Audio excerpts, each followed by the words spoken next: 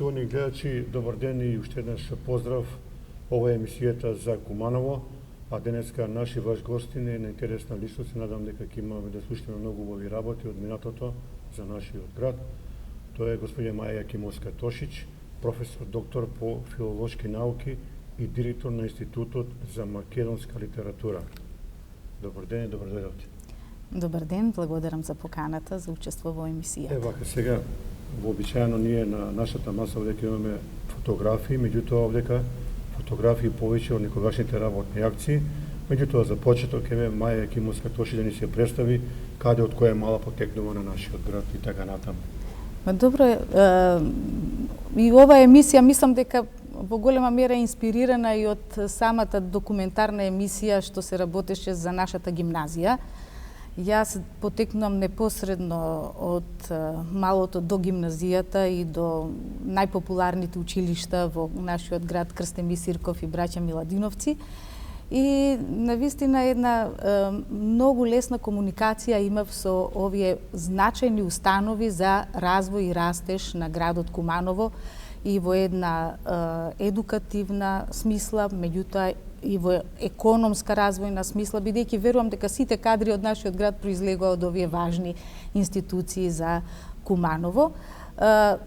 Велам дека и овој разговор е провоциран од емисијата што ја снимивме малку претходно, пред непол еден месец, а се однесуваше на развојот на нашата гимназија Гоце Делчев, популарната гимназија за нашиот град, бидејќи се навршуваат и некои над 70 години од нејзиното основање и нејзиното место и улога во сите сегменти и на општествениот, на економскиот, на едукативниот живот, на културниот живот за градот, што гимназијата како една установа, институција представува за нашиот град. Па тогаш се отворија, мислам, и уште некои прашања, многу теми за тоа, од прилика како се живеело во едно непосредно минато, да кажам пред 20-30 години, што е тоа што го одликува времето во кое што живееме денес и во една културна смисла, кои се тие вредности кои што важеа за едни години кои што одмина. Ние зборувавме тогаш главно за 80-тите години кои што реферираат како едни времиња кога убаво се живееше, кога спокојно се живееше, бидејќи во една геополитичка смисла ние зборувавме за едни мирни времиња и кога што постоја одредени, да кажам, и едукативни, па и културни стандарди воопшто и во една поширока смисла, да кажеме на едно пошироко општествено ниво, во склоп на она што представуваше тогашна држава за нас, а и да кажеме на едно локално ниво, она што го одликуваше животот на нашиот град. Каде, Маја, во Куманово, во вашата мала, како поменувавте детството? Што не повеќе игравте со другарки? Па, во тие времиња пред се јас можам да кажем дека ги одликува еден колективен дух. Например, во нашето мало ние одевме околу 8 до 10 деца во исто оделение. Понатаму одевме 4 до 5 другари, другарчиња, одевме и во основното училиште заедно, а и во гимназија. Што е она што го одликуваше животот? Например, не се случувало речиси да тргнеме во училиште едни без други, без сабајле наутро пред да тргнеме во школа, да се повикаме и тој еден колективитет го одликува и времето во кое што живееме. Значи, работевме на тоа да другаруваме доста искрено, сега тука секако дека има нијанси во тие другарувања, меѓутоа колективните игри, колективните организирани, да кажам, наши некакви манифестации од живеењето, заеднички учества, да кажам, на некакви надпревари, на некакви социјални заеднички игри, секции и така натаму. Сето тоа го одликуваше времето во кое што живеевме и мислам дека тој колективитет е една од главните одлики на времењата во минатото. А во самото училиште се знаело, имало ред, почит, хиерархија, се што треба? Па добро, се работеше и за едни, да, условно земено, посериозни времења, кога беа на повидок и одредени, да кажеме, почитувања во смисла на почитувања кон одредени вредности кои што ги диктираше и самото општество, меѓутоа и оние вредности кои што влегуваа во традицијата на училиштата, да кажем, или на училишниот живот. Ние сите се повикуваме на нешто што веќе е етаблирано во тие училишта како културна, како едукативна вредност. Понатаму постоеше навистина едно почитување помеѓу ученикот со професорот, помеѓу и почитување, меѓутоа и некаква близина меѓу учениците со класниот раководител и така натаму. Мислам дека тие работи се уште за почит и мислам дека ваквите однесувања треба да се пренесуваат и на помладите генерации. Ние како родители мислам дека треба и на помладите генерации да им влеваме некаков колективен дух, да им влеваме некакво почитување кон од другарот, од пријателот, од оној со кој што е непосредно секој ден во училишната клупа, после училиштето и се разбира кон професорите и кон се она што представува една поширока општествена заедница. Али има професорке една синтагма, велат во тоа време било многу строго, професорите биле лоши, многу ги карале учениците, ако може така да кажем, у наводници. Тоа не е доста. Јас од моје искуство тоа не можам да го потврдам. Да. Апсолутно сметам дека најнапред професорите за себе градеа еден сопствен дигнитет. И тој сопствен дигнитет го пренесуваа на нас. Затоа што сите професори беа и пошироко познати личности во градот. Тој професор, ако беше професор по историја или по литература, беше професор кој што имаше почитување во градот, не само од учениците, заради неговата ерудиција, заради познавањата, заради самиот дигнитет што професорот го има и начинот на кој што тој се наметнува и како ја води, да кажеме, методската единица на часот. Постоеше навистина една сериозност во пристапот и кон материјата која што се предава, меѓутоа постоеше една сериозност, да кажеме, и кон она што представува дисциплина на час, следење на материјата, начин на кој што се бараше знаењето од нас, па ние не сме можеле да замислиме без да читаме книги или без да се едуцираме, не само во она што представува основна настава, туку и она што представува нешто што е надградба. Значи, а сето тоа се црпеше во книгите, во литературата, во дневниот печат, кој што беше за тоа време на едно навистина високо ниво. Во неделниците сме ги читале, сме ги следеле како весници, како списанија кои што се појавуваа, кои што со нетрпение сме ги очекувале да се појават во петоците и неделниците, да кажам, или дневниот печат, и ние како средношколски ученици сме следеле се она што представуваше наш етаблиран весник, а тоа е Нова Македонија, или Вечер. Би го спомнала и Млад борец во тоа време, како едно списание кое што ги организираше тенденциите кај младината и се она што представуваше ангажираност на тогашната младина во Македонија, па и весниците кои што доаѓа од поширока југословенска медиумска сцена. Да. На професорите, кога ќе слушнем во денешно време, незамисливо ми звучи кога ќе каже некој ученик, ја вика професор, него не поздравувам.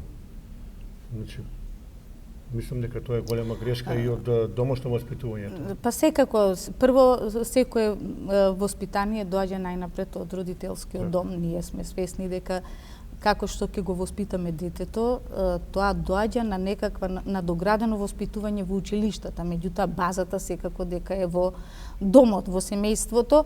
Како што дома се однесуваме, така нештото ќе се надоградува и во училиштата. Секако дека ние за училиштата, за школите зборуваме како за воспитно-образовни институции, значи и воспитанието е на прво место. Меѓутоа, вие мора да имате материја која што ќе ја воспитате. Значи, ако учениците ви дојдат подготвени, ние бевме за мојот клас, јас со 80-тите години завршив во гимназија Гоце Делчев, значи матурирав тогаш. Значи, можам да кажам дека бевме едни од најдобрите класови во гимназијата. Значи, што се подразбира? Се подразбира една добра основа која што сме ја донеле од дома, па сме ја донеле од основното образование. Сум учела во училиштето Крстен Бисирков со голема, богата традиција за нашиот град. Сите можеме да се повикаме и на монографиите за тие училишта, можеме на устни преданија да се повикаме од нашите родители, од се она што представуваше наставнички кадар во тоа време, па потоа да изградиме и некаква слика за тоа како воспитанието и образованието треба да се одвива во она инстанца, а тоа е средното образование во нашиот град, еве низ пример на гимназијата и на другите се разбира стручни училишта во градот. Ајде да прокоментираме оваа фотографија, овдека Маја Кимовска-Тошиќ во улога на рецитатор ли не знам што е. Па и водител и рецитатор. И оној стар слоган и по Тито Тито. Значи тоа беше сликата е земена од работната акција Стрежево 80-та. Јас сум учествувала во двете гимназиски бригади 1980 и 1982 и секако дека тоа е времето кое реферира една, да кажеме, друга поинаква ситуација. Ние бевме дел од една поширока федерација. Тоа е Југословенската федерација и на овие работни акции учествуваа значи младинци од сите републики на некогашна Република Југославија. Што подразбираше тоа време? Тоа се 80-тите години, значи самата слика ви зборува дека се работи за еден поинаков општествен миг, друго време, друг амбиент за работа или за живење.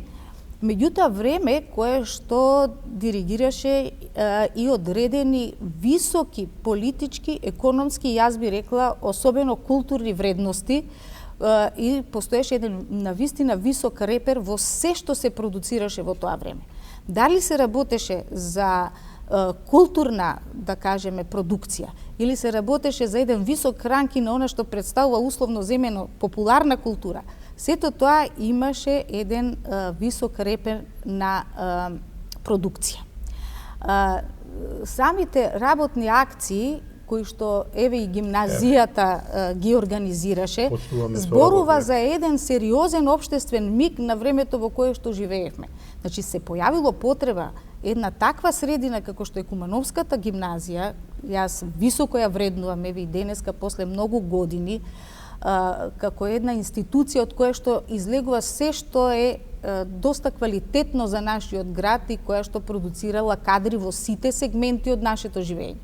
Дали се работи за економски сектор, образовен сектор, дали се работи за нешто што представува медицински сектор, сето тоа поминало низ гимназијата, па и низ другите се разбира стручни училишта во нашиот град, меѓутоа се појавило потреба токму таа наша гимназија да учествува и активно да се вклучи во нешто што представува општествено полезна работа. Тоа беа и нашите работни акции. Ево, ова фотографија, тука сум и јас, и вие, и уште некои, Стрежево, 30 дена, што да ви кажам, незаборавни моменти. Да, се разбира, сите се чувствуваме, на пример, многу општествено одговорни. Прво, тие што сме тргнале на работната акција, знаеме дека таму има работа, знаеме дека има одреден навистина ред на функционирање и организација на денот. Се стануваше рано, можеби во 4 часот наутро, со цел еден редослед на настаните, гимнастика, па доручек, па многу рано заминување на теренот на кој што се одвиваа овие работни активности. Ние сите бевме вклучени во таа работа безмалу 8 часа на терен. Она што представуваше важен сегмент е и попладневните активности кои што се организира, кои што беа многу високо културно организирани. Значи, се што се одбиваше во попладневните часови представуваше спортска активност, организирана спортска активност, представуваше некаков културен клуб, се подготвуваа некакви драмски секции, се подготвуваше нешто од областа на културата, која што на крај ние моравме да го манифестираме на завршните манифестации при затварање, да кажеме, на работните акции. И тука имаше еден висок надпревар помеѓу сите бригади кои што едноставно мораа да понудат квалитетна програма за да се избере најдобрата културна програма.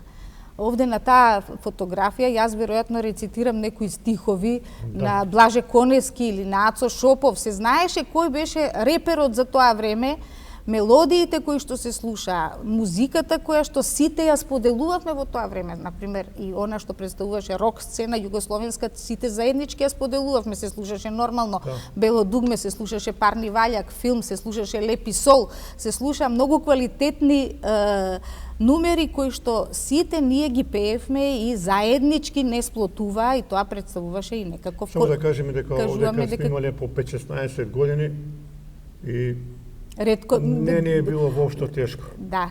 30 дена секој ден работа по 8 часа. И морам да ја надополнам и прекрасната природа на Пелистер, која што кампот беше во на планината, на падините на планината Пелистер, низ прекрасни водопади, значи ние споделувавме и една да кажам прекрасна гледка со тоа што на тој начин се формира и некаква еколошка свест за тоа како татковината треба и да се гради, како треба да се одржува, што при тоа ние како млади утре треба да вложиме за нејзин растош и развој. Тоа беше идејата на работните акции. Како еден млад човек да се воспостави, да биде полезен, општествено корисен граѓанин на едно општество. Да се пофалиме дека еве јас и ти и другите сме го граделе рек Битола и ние имаме дел овде. Така се разбира.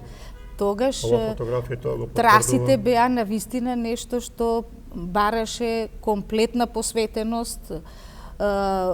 Тоа беше во летен период, значи високи температури, меѓутоа ние бевме навистина тогаш и млада бригада, млади учесници. И беше голема борба кој да добие пофалница, се викаше, и ударничка значка. Така е, и навистина постоела и хиерархија. И тука имало лица задолжени за трасата, трасери. Сме ги почитувале трасерите, сме почитувале се она што представува некаква организацијска структура. И никој не давал отпор. Што ќе се каже, мора се сработи. Апсолутно. Значи немало или немало не можам да станам наутро во 4 часот. Значи мора, значи една максимална, да кажам, ударничка атмосфера, еве да се изразам со... Па и почит према и градот и државата, така. И почит кон она што представува младинец кој ја гради собствената иднина и иднината на општеството. Тоа мислам дека денеска во малку оди во една видоизменета смисла. Мислам дека оваа фотографија спомнате нешто Пелистер тука горе.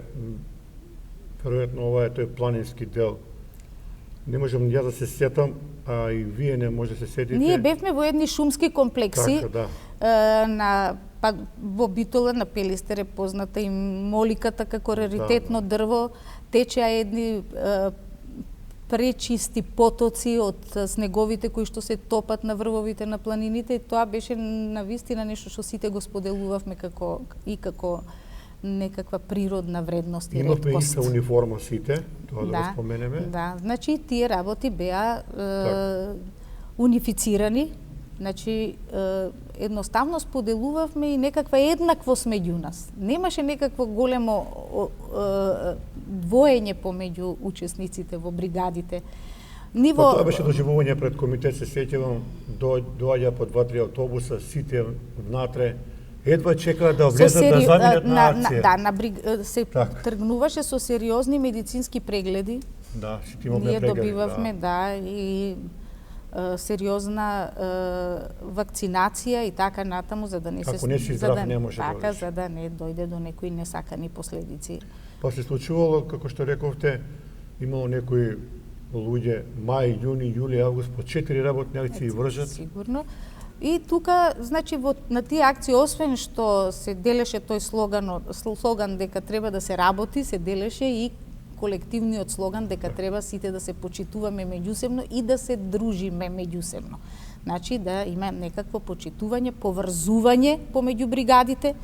Значи, сите збратимени бригади се случуваше, значи, од сите републики и на тој начин и ние се запознававме и со културата на другата република, со нивните фолклорни ансамбли, со нивната музика или со се она што представува нивна одредена културна вредност.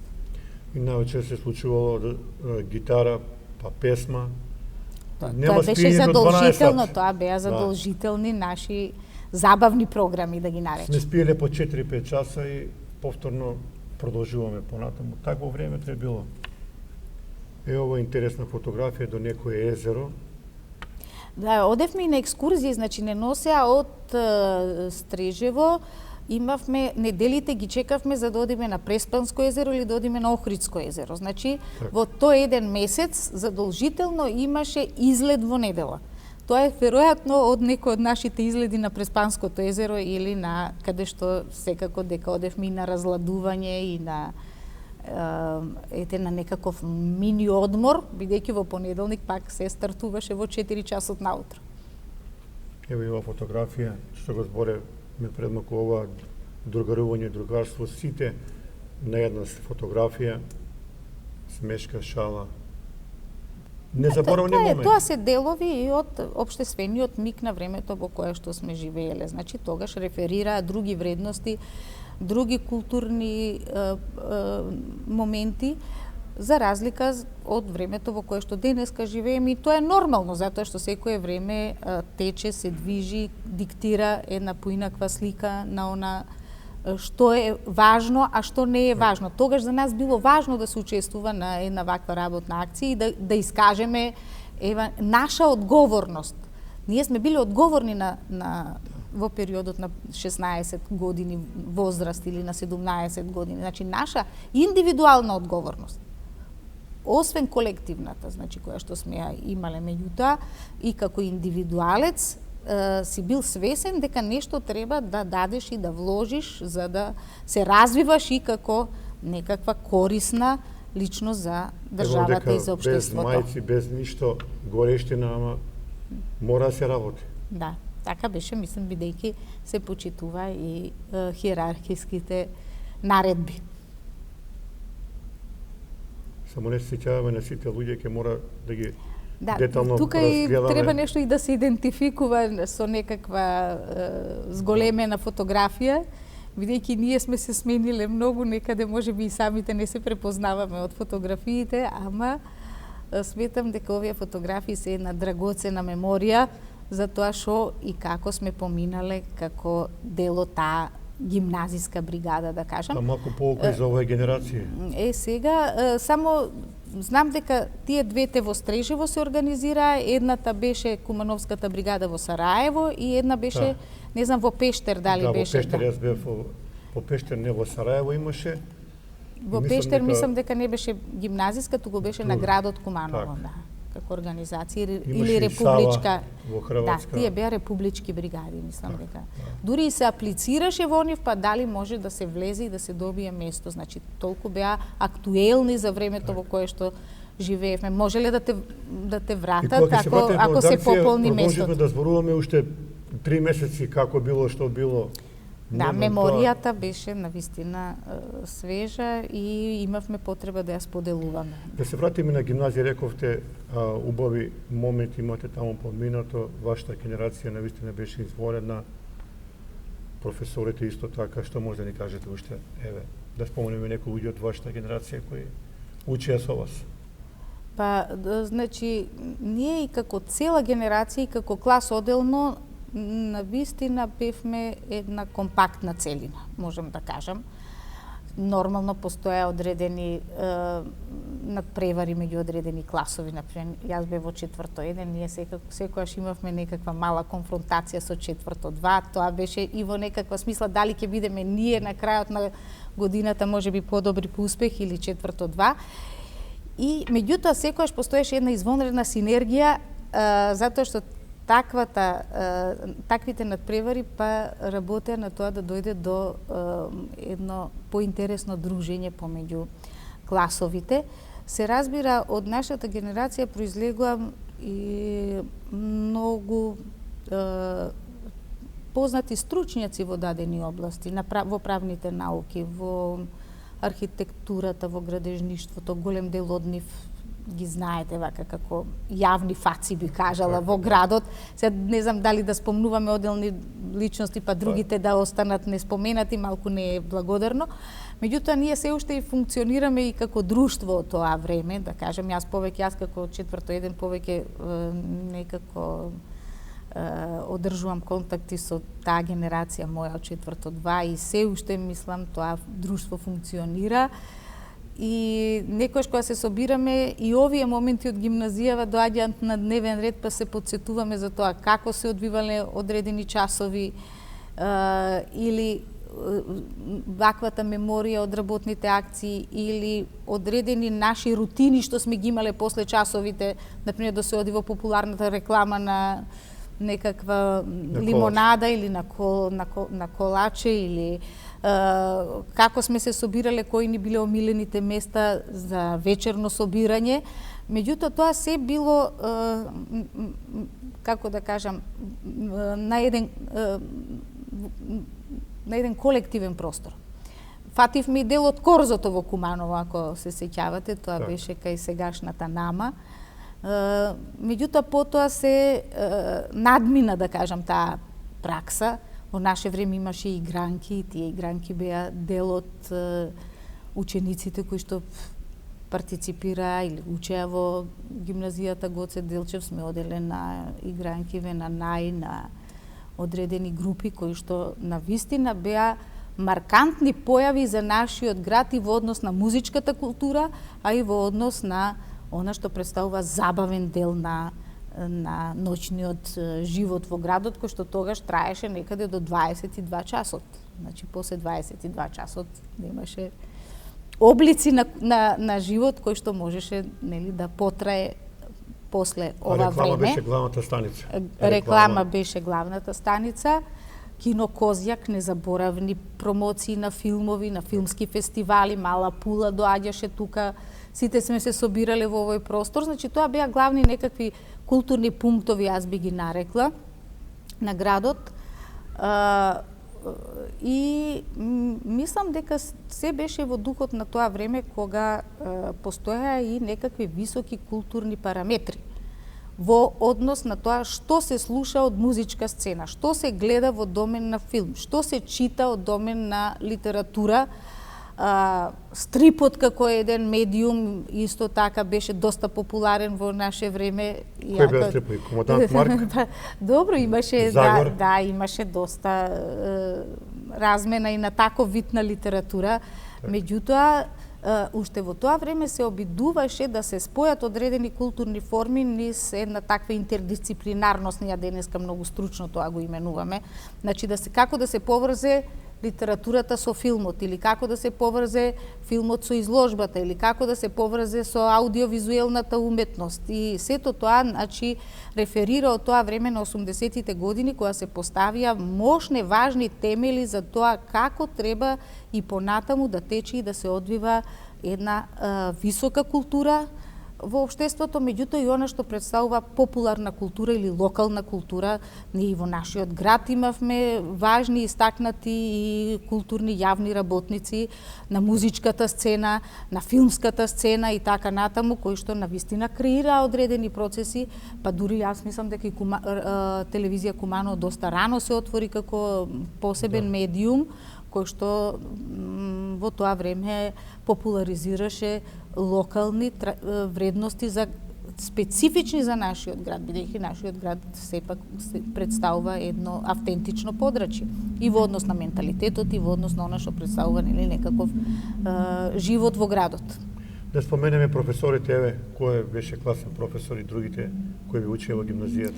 Да, јас особено се навраќам на сеќавањата со мојата драга професорка и класен раководител Душка Анастасовска, професор по македонски јазик, која што беше навистина еден врвен познавач на книжевните процеси и на она што представува литература, не само она задолжителна литература, туку литература која што треба секој млад човек да ја има на својот репертоар за да биде пошироко културно образован. Дури се сеќавам дека во гимназијата во тоа време се организира и некакви разговори со познати писатели од македонската сцена кои што доаѓаа во гимназијата и ние многу сериозно и со мојот класен раководител сме се подготвувале како да направиме разговор со овие важни писатели од Македонија. Знам дека барем јас додека бев ученик дојде Ташко Георгиевски, дојде Томе Момировски, дојде некои многу познати писатели, Томе Арсовски, и кои што со нив ние како ученици водевме сериозни разговори. Од преокупацијата за тоа што представува нивна мотивска преокупација во делото до она како се креира животот или како треба да се креира животот во општеството, па и животот на младиот човек. Мислам дека се што се организираше во гимназија во тоа време беше поставено на една висока платформа. Дали тоа ќе се однесува еве до едни вакви разговори, дали се однесуваше тоа на музички манифестации, функционираше хор во гимназијата Гоце Делчев. Понатаму се организира важни изложби, гостувања на видни представници на културниот живот во државата и така натаму. И многу спортски напревари имаше. Многу спортски, колективно се одеше, јас се сеќавам на театарски представи. Значи, постоеше драмска секција во гимназијата, се одеше и Кумановскиот театар тука во голема мера помагаше, а сметам дека ние како ученици во гимназијата не сме пропуштале представа во Кумановскиот театар, така што тоа беа мощни важни пунктови, а генерациите на ученици беа и оние главни протагонисти кои што ги следеа културните настани, па да не речам дека во дел од нив и партиципира и учествуваа. Посебно сакам да ја истакнам и Кумановската библиотека. Сметам дека таа и денеска располага со еден мощен, важен фонд на изданија. Секогаш сме имале среќа библиотеката да ја водат високи интелектуалци во нашиот град кои што знаеа да набават литература, па јас и како магистрант и докторант, верувајте, користев можни важни изданија од светската теоретско-книжевна сцена, па и од пошироката културолошка во нашата библиотека. Благодарение на преземани активности од нашите директори на библиотеката, во сите изминати децении, јас би рекла, не би сакала да потенцирам моделни имиња, меѓутоа се одеше на сајми на книга во Белград, во Загреб и се набавуваше мощна значајна литература која што и денеска постои во библиотеката и затоа апелирам младите генерации да се обратат во таа библиотека секако дека ќе најдат важни и значителни наслови кои што треба да се прочитаат, особено фундусот на она што представува некаква културна надградба се формира во средното образование. Значи, помалку мобилни телефони, помалку социјални мрежи, помалку социјални мрежи кои што представуваат некаков тип на критика, еве, она што популарно денеска се нарекува фејсбучија, меѓутоа се она кое што треба да им понуди некаков нивен внатрешен растеж и развој, духовна наобразба, секако дека лежи во онаа литература и во книгите кои што се дел и од нашата библиотека. Затоа мислам дека апсолутно треба малце една поголема ангажираност и во тоа да се проследи една литература која што е наменета за средношколското образование. Таа не треба да биде само основна лектира. Таа секогаш треба да биде нешто што е пошироко, бидејќи големите писатели од еве, можем да цитирам едно големо британско име, тоа е Нил Гейман, вели дека поединецот денеска е исплашен пред општеството кое што му се чини големо, а тој се чувствува мал атом во зидот, зрно орис во полињата со орис. Меѓутоа, секој индивидуалец е одговорен за она што представува исчекор од она што представува секојдневно живење. Значи, секој поединец може да придонесе кон развој и растеж на иднината. А тоа особено треба да го знаат младите, кои што треба и да читаат, и да сонуваат, и да се наобразуваат, затоа што без наобразба нема ништо. Со наобразбата директно е врзан и оној активизам, како што ова ние денеска и го пласиравме со овие работни акции. Тоа е еден вид на ангажман, општествен, широк ангажман, кој што представува не само работа на терен кон рек Битола, туку на таквите ангажмани се развива една, да кажеме, и поширока поширока културна размена, културна промоција, бидејќи се разменуваат одредени културни вредности помеѓу повеќе чинители и од други подрачја. Затоа сметам дека младите повеќе треба да се ангажираат, да влегуваат во некакви организации кои што ќе придонесуваат за градење на општествена свест. Што подразбирам по тоа? Градов нашиот апсолутно треба да се развива, треба да следи некаков чекор кон израснување во уште поатрактивна урбана населба. Тука пред се ни недостазува еден екоактивизам. Јас би апелирала до пошироки активности и акции. Може да се организираат и во насока на тоа да се придонесува кон чистење на градот, кон одржување на опремата, кон развој на таа свест за зачувување на вредностите на она што ги има нашиот град. Тоа е еден облик екоактивизмот. Вториот, за чиста животна средина, што подразбира? Значи, треба воздухот прво да го задржиме како чист. Значи, пропагирање на одредени спортски активности, еве и преку велосипедски траси, траки градење, апелирање до сите чинители кои што тоа можат да го обезбедат, намалување на емисија на гасови, со сите сме се качиле во коли или користиме некакви други превозни средства кои што го загадуваат и воздухот и се она што представува наша животна средина. Мислам дека тоа треба да влезе во свеста на младите. Имаме катастрофални резултати за деформитети на деца, тоа е многу лоша работа. Сето тоа е тука. Значи, ако човек се активира како млад човек во повеќе сфери, најнапред во спортска, ние имаме прекрасен базен во Куманово. Значи, најнапред тој базен може да се користи за една поширока спортска активност. Имаме терени тениски кои што исто така може да се користат. Имаме веќе стази за спортување и за рекреација. Значи, младите да се одлепат од мониторите на компјутерите и малку да излезат во природата. Човек, ја зошто го потенцирав оној прекрасен природен ареал на Пелистер? Значи, ако се оди на излет, ако се оди на планинарење, односот кон природата се менува. Значи, секој треба и станува свесен дека треба природата да се сочувува и таков однос тој ќе гаи и кон она што представува природа, меѓутоа и она што представува хигиена во сопствениот град и однос кон неа. Затоа и една активност, мислам дека многу пософистицирана им фали на нашите младинци. А како да го објасниме тој феномен? Вие сте можеби компетентно да кажете, еве седнат во друштво 4-5 млади луѓе, они за 2 часа разменат 2 реченици и се на телефони. Ова денешно време на 21-виот век ги смени и вредносните стандарди. Јас не случајно неколку пати ги подвлекувам. Што значи тоа? Вредносен суд, вредносен критериум, вредносен канон. Ние во 80-тите години сме имале одредени канони од кои што не сме можеле да истапиме. Интересира, има ли лек за ова? Значи, сме читале одредена поезија која што треба да се чита. Значи, сме слушале одредена музика која што сме ја споделувале и поетиката на таа музика била мощна висока. Без разлика дали се работи за Бајага како негов стих или слога, или пак се работи за поезија. Денеска, мислам дека една масовна окупација на некакви трендови од типот на турбофолк емисија, значи во голема мера диктира пад на културни вредности.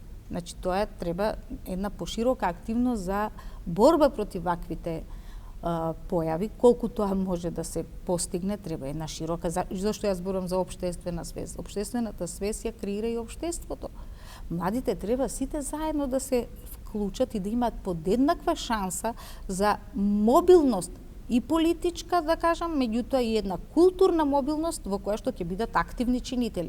Не можат тие пасивно да гледаат што се случува и се да биде сервирано онака како што се научени да е сервирано од домот во кој што живеат, па до тоа да им биде сервирана вест за најкомплексна работа преку Википедија да ја прочитат со жвакана неточно, без да дојдат самите до одредени сознанија.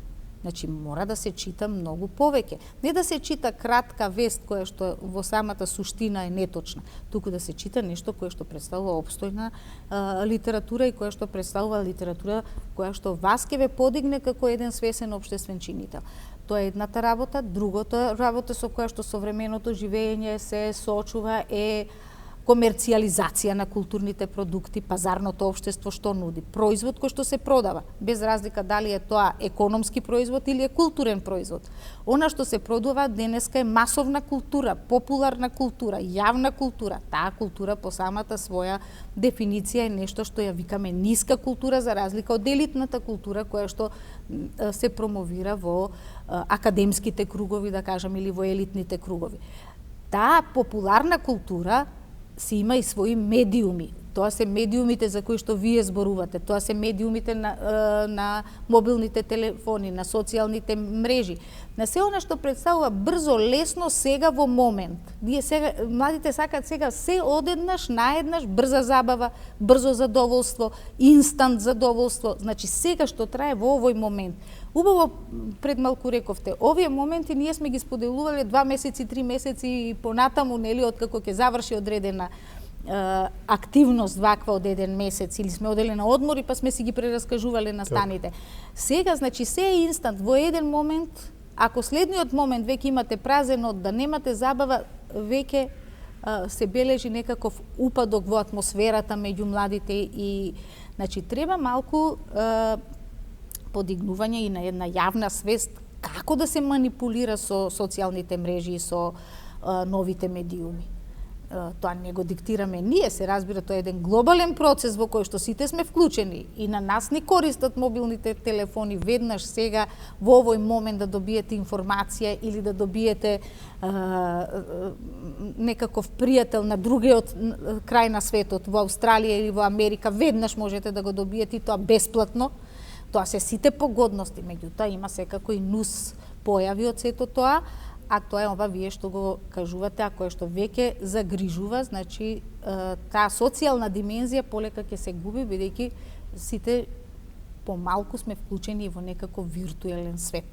Не она реалното што е меѓу нас, туку полека го изживуваме тој виртуелен свет кој што се нуди на мобилните апликации и така натаму. Како да го пишеме она другарство во тоа време и ова денешно? Има ли барем приближно некоја исто рамниште? Видете сега, во тоа време ние, јас постојано повторам колективност, колективен дух. Значи, не можело да се замисли да седнете, па макар и во реклама популарната, или понатаму излегува и доста популарни кафетерии во градот, затоа имаме една многу убава монографија, Кумановските кафеа ни излезе, значи, една монографија која што го скенира и културниот живот во градот низ кафеаната, не само како угостителска, туку и како културна институција. Се бележи и тој тренд од 80-тите години на појава на кафетерии и така натаму, и ние почнавме да излегуваме и во 2+ и не знам во Тост, така во Маце кафичот. Меѓутоа не можело да се замисли да седнат двајца сами. Значи, се седнуваше колективно. Без 7-8 столици не си можел да замислиш да резервираш маси или да доеш да седнеш. Значи, и при тоа сите доаѓат и ќе се создаде едно друштво од 10-15 луѓе кои што сите имаат еднакво право и да зборуваат, и да доминираат или да не доминираат. Мислам дека тоа реално другарување, јас ова го зборам за реално, а ова другото е повеќе виртуелно, значи треба повеќе да се практикува. Значи, место гледање на монитор со некого, на камера, повеќе да биде тоа другарување face to face, да бидат, нели, вклучени, не само да се присутни на масата, а секој во својата мобилна апликација, туку да бидат реално присутни на масата. Тоа е едно од начините како да се избега од тоа отуѓување, затоа што отуѓувањето може би не кај нас толку, меѓутоа веќе во светот, во глобални рамки се појавува како суштински проблем. Кај нас се уште не, јас се надевам дека нашите млади се уште го пропознаваат тој социјален дух, колективен дух и на градот, па и на она што представува еден наш менталитет, кој што и ние како постари генерации, повозрасни го споделуваме и со нашите деца, па и со генерациите потоа. Меѓутоа, во светски размери се јавува навистина една отуѓеност, која што е последица баш на тие нови медиуми што ги нарекуваме, на брзо задоволување на потребите, на следење на трендови. Трендот мора по секоја цена да се следи, нели? Дали се работи за тоа набавка на најнов мобилен телефон, набавка на, нели, или да се почитува следи модата како мода. Так. Малку треба акумулација повеќе, значи до нешто за да дојдете треба акумулација на знаење, на трпение, на да се прочита нешто многу постудиозно и повеќе за да нешто се при тоа се полека при сподели. крајот, да. Една порака за младите луѓе, еве, вие како професор, доктор по филолошки науки, имате некоја ваша лична порака до овие млади генерации во Куманово за Еве, јас и од позиција на професор можам да кажам дека и од моје искуство се уште имаме многу креативни генерации. Значи, ова го кажувам во една позитивна насока. Значи, бидејќи ние имаме културолошки студии на Институтот за македонска литература и таму доаѓаат како профили повеќе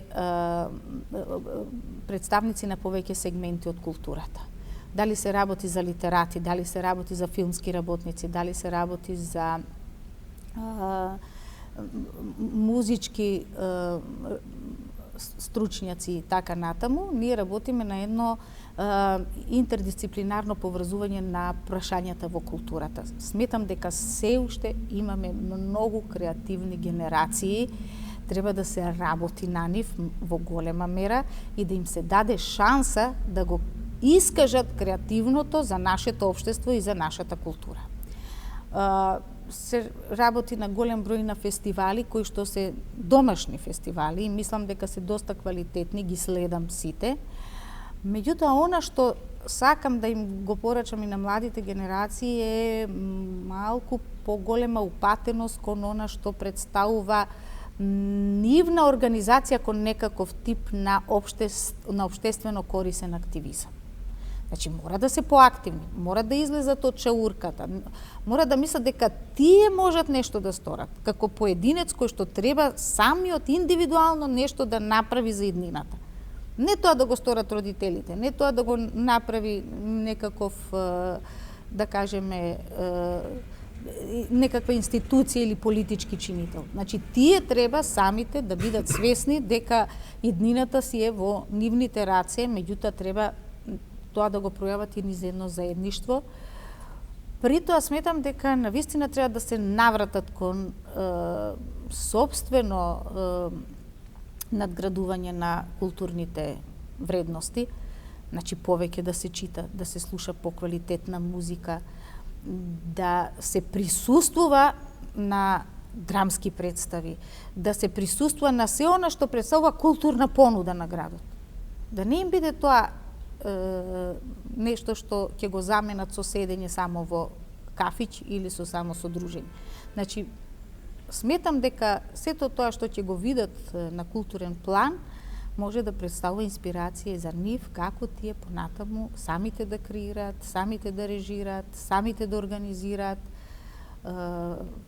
Секако дека сите овие сегменти се уште мощни и интересни, дали се работи за филм, дали се работи за фотографија, дали се работи за организација на изложба, дали се работи за некаква драмска група, здружение и така натаму, за литературна секција, здружување и така натаму. Сметам дека сето тоа може во голема мера да придонесе до тоа да младите бидат поангажирани особено апелирам да се свесни дека самите се чинители за тоа како и нашиот град ќе се развива во некаков повисок урбан центар. Еве за крајот, еве, овие фотографии може да направиме на изложба во Домот на култура. Јас имам 10, некој ќе донесе 20, па да гледаат младите како се градила на држава. Така е. Еден апел до сите учесници да донираат фотографии од кои што може да произлезе една навистина убава изложба. Господја Јакимовска, тош ви благодарам. 49 минути, мислам дека доволно време. Ако имате нешто на крај, да испратите уште некоја порака во ред, ако не ви благодарам за гостувањето и се гледаме во некоја друга прилика. И јас ви благодарам за ова убаво Мислам дека кажавме интересни другарување работи за и едно Куманово. секако дека и оваа дискусија беше и со некакво под реферирање и до нашата млада популација во градот во која што сите силно веруваме. Така, ви благодарам уште еднаш. Почитувани гледачи, толку за денеска, имате пријатен ден.